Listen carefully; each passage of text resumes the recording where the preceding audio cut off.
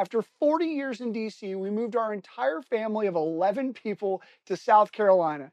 It happened on a 3-minute phone call. There was no master plan, no 5-year strategy. We didn't sit down with a spreadsheet and map it out. We honestly just both said yes. The decision took 3 minutes. The fallout is still playing out. When the opportunity showed up, we didn't hesitate. We knew that if we waited, it would close. So we moved. We didn't know enough, not even close. We didn't understand the rules, the costs, or how different short-term rentals would be from what we were used to.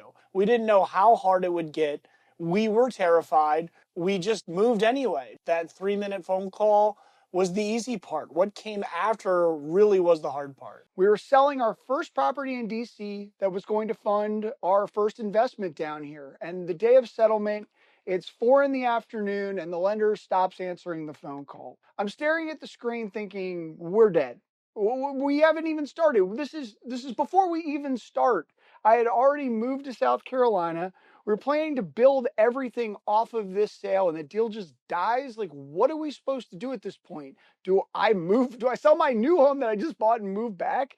Do we re-rent this house? Do we pretend this never happened? It ended up closing a week later, but it honestly felt like a year. It was the longest week of my entire life. And that was the first time I realized that this was not going to move on our timeline. That sale and all of the sales have been part of 1031 exchanges. You're selling properties that are making real money. And the second that you sell one of those, the income stops. In fact, before you sell them, the income stops because you're clearing out the tenant that's in there paying you rent, and you're taking on the debt, you're taking on the expenses, you're taking on the insurance, the taxes, and all while you're trying to invest money to get the house ready to sell. And the second that the property sells, you then have to buy the next property.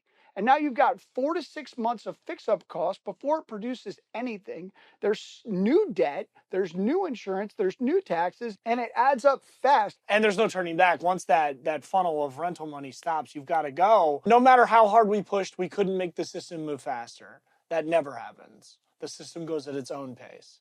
When things slowed down, we didn't think, oh, this is normal. We thought, did we screw this up? And then came our first winter. From December to March 1, it was basically nothing. We're still carrying debt. We're still carrying insurance. We're still carrying utilities. We're still trying to do these other 1031 exchanges. You don't just feel unlucky, you feel dumb. There were nights where I would lay in bed thinking maybe we just dragged everyone into something that won't work. Maybe we'll fail. With our parents in their late 70s trying to retire, siblings having kids and making life moves.